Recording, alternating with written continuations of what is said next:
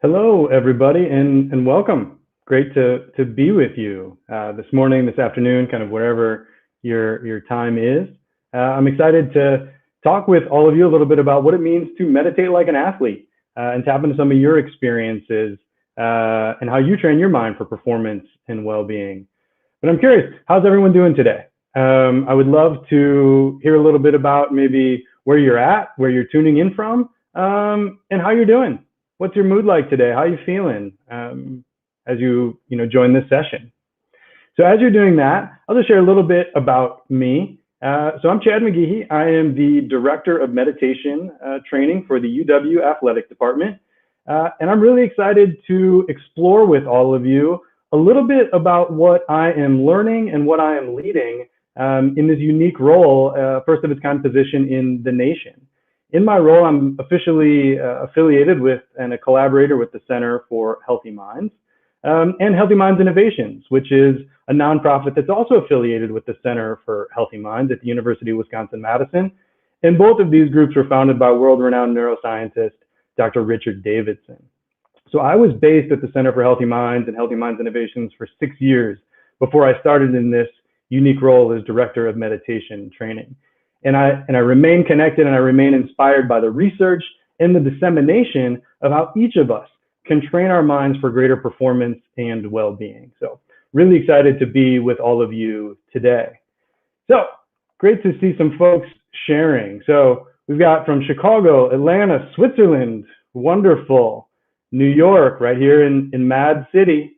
Blessed, grateful from France. Wonderful, Connecticut, folks from all over. This is great. Really wonderful to have so many folks here practicing together. So what I want to do to begin is just kind of set the stage, kind of give some context to what it is that we're going to be exploring together today. So to do that, I want to bring you right inside the Wisconsin Badger football weight room.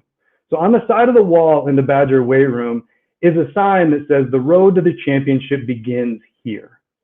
And of course, at one level, that means the grind in the weight room. That's the time in the squat rack. That's the early mornings. That's putting in the minutes that are going to add up to show up in competition later in the season. But when I saw that the road to the championship begins here, I was really struck by the here, like right here. In this moment, the road to the championship begins. And again, it begins in this moment and each moment after that. So we have a unique opportunity to train attention to be where we want it to be. And if we can train it to be here, not lost in the future, not lost in the past, and instead lined up with performance and well-being goals, then we give ourselves the best possible chance to reach our championships. Or in other words, we kind of live out the words of Coach Tom Coughlin, be where your feet are. Like right now, can you feel the immediacy of the sensations that are happening in your feet? Grounded, right here. The only moment you have any influence over what may come next. And some of you may be athletes and pursuing a literal championship, but maybe it's something else. Maybe it is, personal well-being is your championship. Working to end 400 years of systemic racism in our country. Growing your business. What is your championship? What is your North Star? And how can you train your mind so that each moment is an opportunity to move closer to those goals? And whatever your goal is, whatever your championship is, what you're doing today is you're stepping out of what we sometimes call the mental training paradox. And this is where oftentimes we talk about the importance of the mental game, yet very rarely do folks do much to actually train for it. Well, we're going to flip that upside down today. We're actually going to take the time to train your mind for the qualities that can be supportive for your performance and well-being. And the way I think about it in my work with athletes is really a strength conditioning for the mind. And this is happening at Wisconsin. Meditation training is becoming part of the overall training so that a body scan is just as normal as watching film. Of course, an athlete would never leave their physical training to chance. So why would they do that with their mental game? So for today, what I want to do is I want to call out some of the key qualities that I train for with athletes and do a practice with you that I would do regularly with the elite athletes that I have the pleasure of training with. And we're going to train for a couple of qualities. Qualities of concentration and quality of poise. Concentration, of course, has an element of having attention be where we want it to be. a metaphor that we sometimes use is having attention be in the eye of the hurricane, not caught up in the storm, but tapping into that inherent sense of balance and okayness right here in this moment. And when we do that, we start to enter into that next element of poise. And of course, poise is really just calm in an intense situation. So a lot of folks experience a little calm relaxation when they start to do practice. And as we continue to do practice and start to bring it into more and more intense environments, eventually we're training for this baseline of poise. So then when it's the fourth quarter, end of the game, or when it's the race is about to start in the regatta, we're not hoping to be calm, balanced, and ready to go. We've trained for it. So that openness, stability, and creativity is the place from which we're operating from. So let's get to it and let's do a little bit of practice. We know that these practices that we do, we can't be fooled by the initial simplicity of them because, as I heard recently in Love, small hinges swing big doors. So let's get in there and do a little bit of work. So first, we'll do a little bit of movement. So it's really important for, I think, for a lot of us, but absolutely for athletes, to make sure we're connected with the body, that awareness is firmly rooted in the body. So let's start with just maybe rolling the shoulders a bit.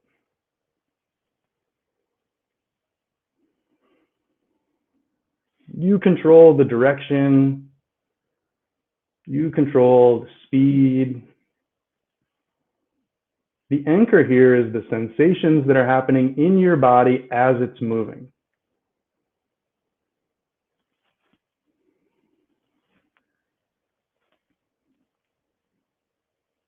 And then you let your shoulders come to a rest.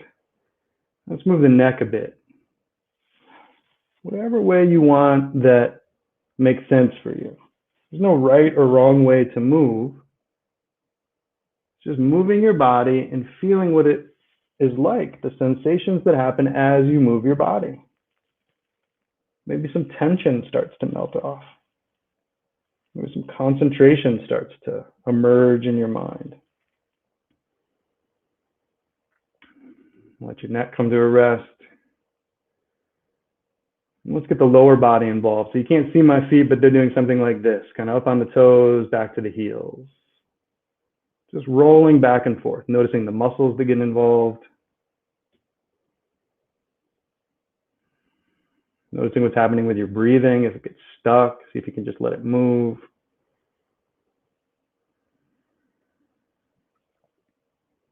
It's really letting your attention ground in your body.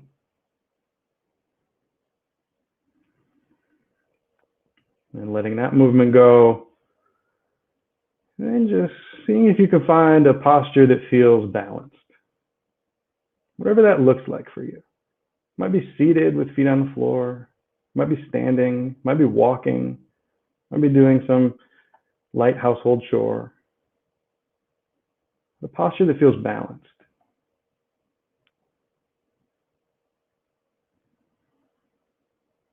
And if you choose to be still, you don't have to stay still the whole time. There's no extra points for being a meditation statue. You can move. As you're settling into your posture, you're bringing some awareness to the contact points. Your feet on the floor. The weight, the pressure. Tingling. Contact your body might be making with furniture or chair. There's a sense of heaviness or a sense of lightness.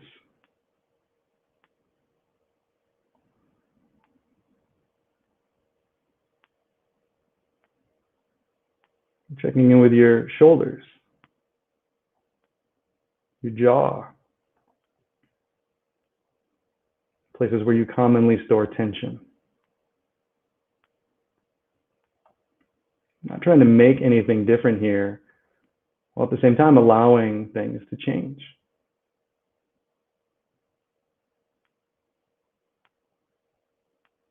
For this practice, for any practice, your eyes can be opened or closed, whatever is comfortable for you.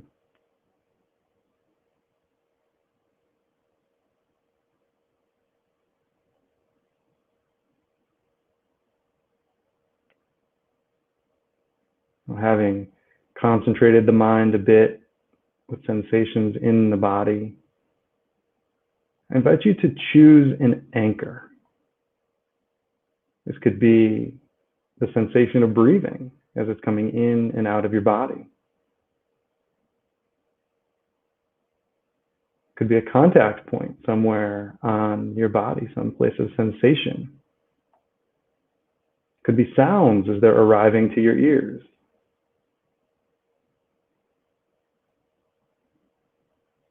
Just choosing an anchor and bringing your attention to that anchor in the immediacy of what you experience.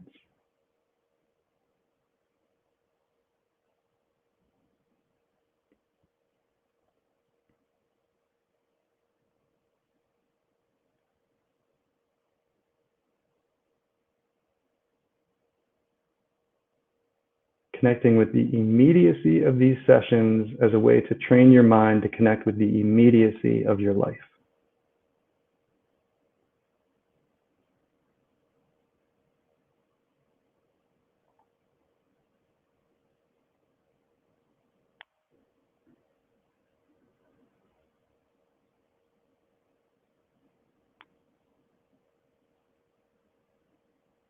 And if it hasn't happened already, it will happen that your mind will wander to the future, to the past, some random memory or thought.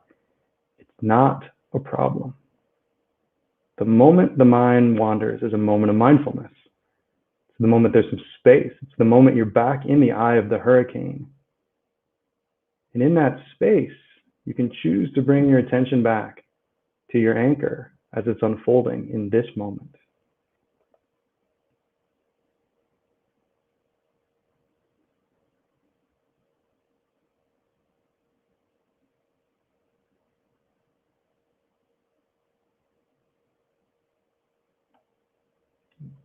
Every time your mind wanders off and you bring it back, you're strengthening your attention muscle. It's like a rep for your mind.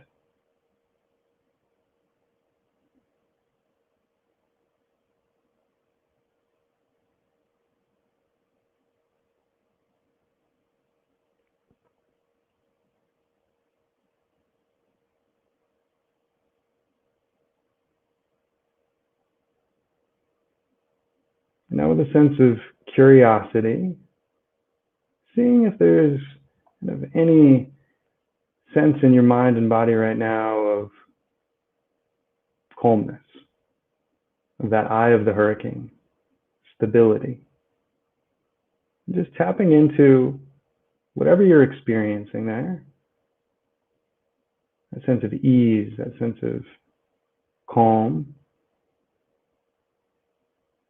And I will use the capacity of the mind to visualize bringing that forth into your performance. So really staying grounded in the felt sense in your body. As you imagine what it might be like to bring this sense of stability, this sense of groundedness, this sense of openness into what's coming for you later today.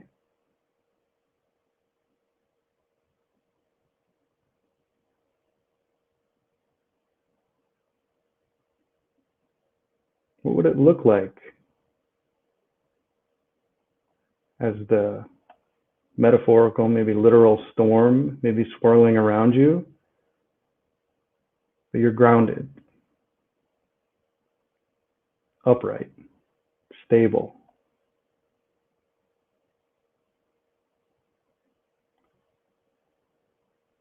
Or in the coming days, what might it look like, whether it's in your personal life, your professional life, athletically,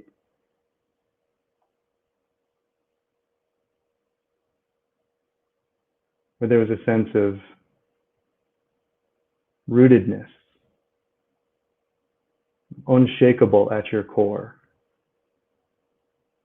as you go about giving your gifts to the world.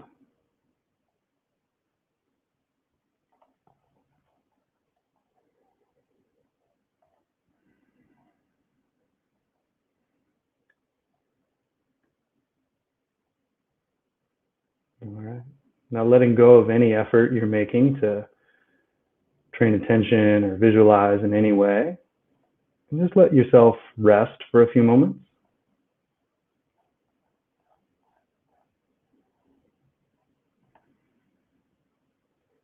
Of course, even here in the resting, you're still aware. Awareness is natural to you.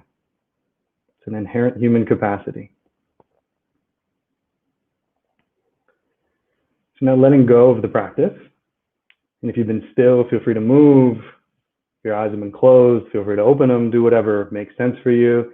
And see if you can continue to pay attention to the residue of the practice, letting it come with you as we transition out of the what I call base training practice. So what you just did was you rewired your brain. You rewired your brain for greater concentration, for greater poise, and then you started to bring that into how it may show up for you in your day-to-day life to support your performance. So that these qualities of stability and poise and openness and groundedness aren't random. You're training for them to happen more often. So what was it like for y'all? What'd you notice? What happened for you? How might this practice support your performance, your well-being? When might you even do a practice like this? Like when could you drop it into your day? What could it look like? Go ahead and share in the chat. I'll share a couple things that come up in my work with athletes and some of the ways that it shows up. So a lot of athletes will do this in the locker room before they head out for their competition. All the work is done. All the effort has been put in place. Now's the time to let things settle, be with the mind and body, trust, and just go play. Another thing that we as coaches say all the time, just go play, just trust, play with freedom. We say it all the time, yet very rarely is it trained. We train for it. So a lot of athletes will do that. Or a lot of athletes will take kind of just small aspects of the practice and start to integrate it into competition, like feeling their feet on the floor before kickoff of a football game, or feeling a one breath meditation in between serves for a volleyball player. Whatever they're doing, they're training their mind to be fully present so that they're able to tap into their talent and hard work and let it shine, letting the mindfulness and meditation catalyze their performance. So a lot of athletes use things, these practices to kind of manage performance anxiety or have greater body awareness during competition, stress management, and of that poise, that staying focused during intense situations, increasing their confidence, noticing any habits around doubt and just seeing those as habits, and then coming back to being the talented, gifted, hardworking athlete that they are and let that shine. And of course, many athletes use it for better sleep, which that alone is a base performance indicator. So how about y'all? What happened? Let's see. Feeling good. Glad to hear. What is a useful minimal amount of time to practice this type of meditation? That's a really interesting question. And the answer I actually learned from Richie. And Richie says the best type of meditation is the one you'll actually do. So we have to find ways of doing the practice that work for us. And I think it's better to start small and let it build up, which is a bit counterintuitive for a lot of athletes. They're used to the way you get better is you just grind more, harder now. I think it's better to just start small, experience the benefits, and the benefits will keep you coming back. Talk about using it while procrastinating. That's great. Procrastinating is just kind of this loop we can find ourselves in. So this gets us kind of out of that loop in some ways. Mary said using it in the mornings after breakfast. Mary, you're in good company with a lot of athletes that do that as a way to start their day kind of on the right foot. In fact, Kobe Bryant had this, practicing mindfulness as one of the 8 things that he recommended to do every day. Getting ready for a meeting with supervisors, absolutely. That's, for many of us, that's our performance. Whether we used to be athletes or weren't athletes at all, showing up in a way, in a work meeting, a presentation, or showing up with our kids, showing up with our partners in a way that's grounded and open, that's the performance that we're interested in. Developing trust in those around me, absolutely. And of course, this can be a deep, dynamic, almost lubricant for team interaction and team dynamics to be able to work with each other, whether that team is a literal sports team or a work team or a family team. Feeling loose, motivated, man, the body carries some tension. We can let it go. All right. And just feeling good. All right. Yeah, before an exam or stressful situation, there's those old systems that are kind of like that fight, flight, freeze, and we're tapping to not let those old systems run the show. We're training to be aware of them as they're happening and then not getting caught in that storm, instead training the mind to rest more confidently and fully in the eye of the hurricane. That's great. Wonderful. So if y'all are interested in continuing to do trainings like this, there's really great resources. So I encourage you to check out what the Center for Healthy Minds and Healthy Minds Innovations are leading with a free virtual event on March 29th, the How of Well-Being. And you can find the link to sign up for that in the chat box. Also, there's a really great Kickstart event that is coming to train your mind. It's a 4-week online live course that'll help you kickstart your meditation habits. So that can be a really wonderful way to get started. And you can connect with me if you're interested at chadmcgehee.com. And you'll be the first to see it because it actually just launched today.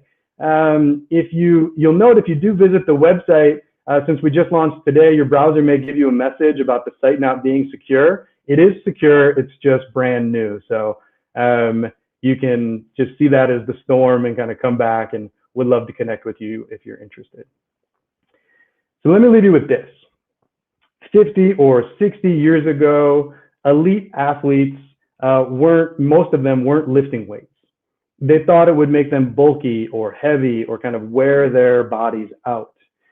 And of course now, weightlifting, strength and conditioning is a part of all of athletic training, from high school all the way to professional. And for all of us that even aren't athletes, we know the importance of kind of training the body. I think what we're doing and what we're exploring together today is going to be on a similar trajectory. Right now, there's a little bit of science pointing to the benefits of these practices.